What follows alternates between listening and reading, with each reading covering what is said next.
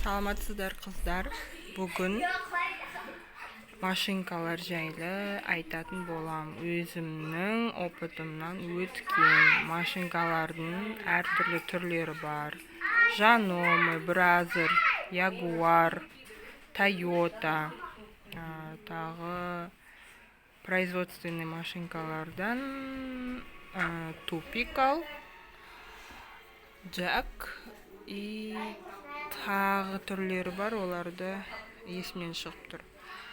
Мен бұның алдында Бразер машинкасын алғам. Ол маған 3 жылма жұмыс жасады да, кейін салқын жерде тұрып қалғандықтан вообще тікпей қойды. Сол себепті Жаномені одан кейін алдым. Мынау Жаномеге уже 5 жылдай болып қалды, 4-5 жылдай болды. Аллаға шүкір, әлі жұмыс жасап жүр. Сол себептен сіздерге машинка алатын болсаңыздар, Жаноме фирмасының машинкасын алуға кеңес беремін.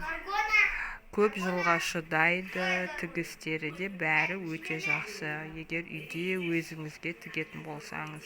Ал егер жұмысқа алатын болсаңыз, онда производственный машинка алғандарыңызға кеңес берем. Ал енді Жаноме машинкасын туралы айтатын болсақ, тоқпен тігетін мынандай педалі бар. Функциялары бар. Міне зигзаг тігетін қанша операция жасайды? 11 операция жасайды. Так, зигзаг и мынау SS-ке қойсаңыз, мынау астындағы строчкаларды жасайды. Қазір оларды тігіп көреміз. Мынау шақтардың регулировкасы. Мынау түйме тігетін полуавтоматический түйме тігетін функциясы бар. Қалай заправка жасауында қазір көрсетемін. Жібін өткіземіз. Егер сізде кішкентай катушка болса, мынаған жасасаңыз, қойып қойсаңыз болады. Ал үлкен бобина болса, мен бұлай ілемін. Бірінші мына жерге ілесіз, сосын мынау ілмегі өзінандай стрелкаларын көрсетіп қойған. Мынау ілмегіне ілесіз, одан әкеліп мына жерден өткізесіз. Ол екінші ілмегіне ілесіз міне. Одан кейін мына жерде бар ілмегі, соған өткізесіз. Мынау ілмегіне өткізесіз міне. Одан кейін мынау кішкентай ілмегіне өткізесіз.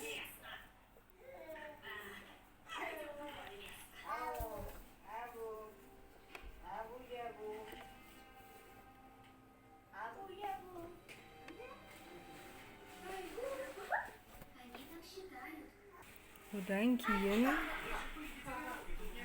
инеге өткізесіздер.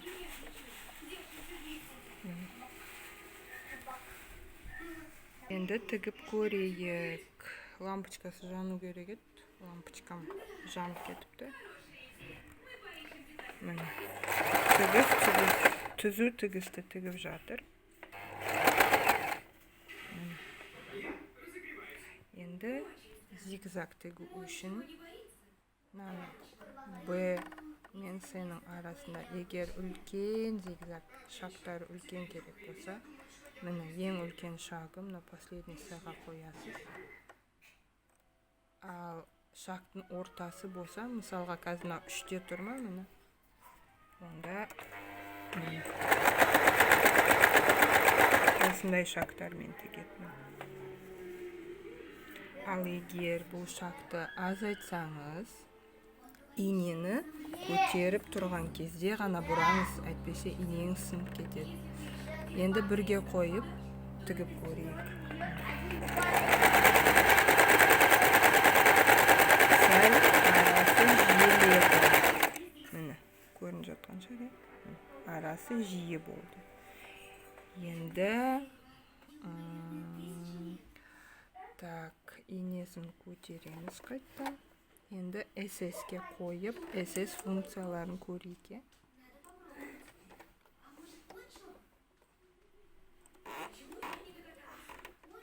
SS функциясы, міне ол функциялар, SS функциялары. Так, С-да тұрма, С-ні тігіп көрейік.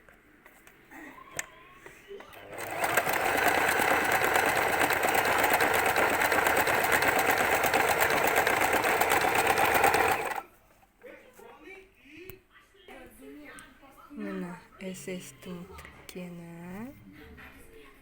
Енді D-ға қоямыз.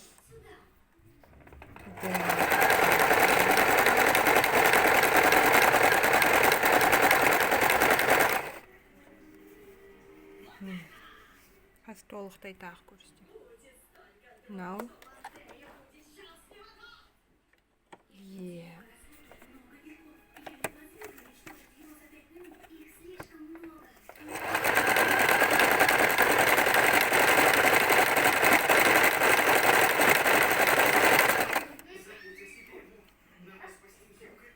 Енді F.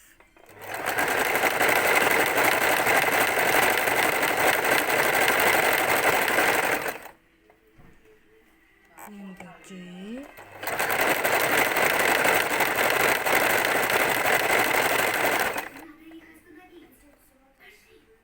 H.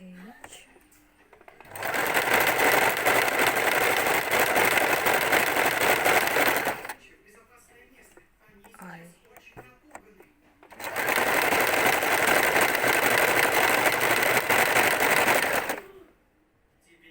Ал мынау бұл функция ресеттеген түйме петля жасау функциясы. Енді көрейік, қандай тігістер болады екен. Міне осындай тігістер тігеді. Мынау 11 операция, и астындағысы 11, сонымен 22 операция. 1, 2, 3, 4, 9, 18 операция. Осындай жаномы. Ал енді производственный машинкаларға келетін болсақ, мен машинкам тупикал. Бұл тек бір ғана түзу тігісті тігеді. Бірақ мощності өте жоғары, жаномыге қарағанда бір 5 есе тез тігетін шығар. Мені оның машинасына қоятын, жіп қоятыны, мына жерден өткізесіздер. Алдымен одан келіп, мынау астынан кіргізіп үстіне, одан мынау мынау колечкаға, одан кейін мынау өткізетін жері, мынадан өткізесіздер, одан келіп мынадан өткізесіздер, мынау шақтарын, үлкен шақ, кішкентай шақ, одан мынау ілмектен, мынау ілмекке, осы ілмекке, одан келіп мына жердегі ілмекке кіргізесіздер, одан мынау ілмекке, одан мынау ілмекке, одан мынау тесігіне, одан кейін барып инеге. Бұл тек бір тігіс тігеді, бірақ өте тез тігеді. Тупикалға қарағанда тупикал жақсы, бірақ мына жерде лампочкасы жоқ. Ал джек машинасында сразу лампочкасымен, және де ол жай бассаңыз педалін жай тігеді, қатты бассаңыз қатты тігеді. Регулировка жасай аласыз. Мынау машина айдағандай, мынау тупикал машинкасын жаңағыдай түсіну керек. Сәл қиындау джекқа қарағанда. Сол себептен өзіме джек машинкасы ұнайды. Бірақ тупикал үйренгендер мата таңдамайды. Ал жаноме машинкасын, мысалға, трикотаж матасын тігетін болсаңыз, басы көк инені өткізу керек, орнату керек. Ал тупикалда осы бір инемен тек қалың матаға қалың ине ауыстырасыз, жұқа матаға жұқа ине ауыстырасыз. Сол ғана болмаса, жаңағы трикотаж матаның таңдамай тіге береді, шифон болсын. Енді бұның педалі міні, ал лапка көтергіші міні мынау. Тура тізенің қасында тұрады. Осы арқылы тіземен бүйтіп көтеріп, бітсеңіз көтеріледі мін. Міне көтерді. Көтеріп, түсіріп, тіземен жұмыс жасап отырасыз. Және де бұның моторы өте үлкен. Мынау тұрған мотор. Мынау кнопканы басасыз, жасыл қосатын, қызыл өшіретін. Осындай дауыс шығады. Ал джекта бұндай дауыс шықпайды. Маған джек машинкасы, бірақ мен тупик алғандықтан осы да жақсы. Бұл тек осылай бір тігісті ғана тігеді. Бұл тек шақтарын өлшеп отырасыз, а мынау натяжение нити. Қысады жіпті, босатады, сондай. Ал мынау шақтары. Мынау алдыға, артқа. Ине нені өткізетін мынау катушкаға жіп орайтын.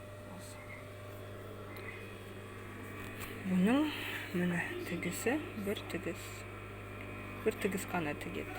Бірақ тез тігеді, өте жылдам. Бір педаль басқанда.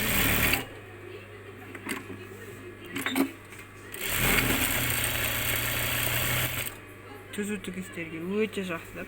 Простынь пододеяльник тігуге, мебельдің сыртын қаптауға тігуге осындай машинканы алсаңыздар өте жақсы. Тағы не білгілеріңіз келеді, комментарийға жазыңыздар. Әзірше осы пайдалы видео болды деп ойлаймын. Рахмет, көргендеріңізге сау болыңыздар.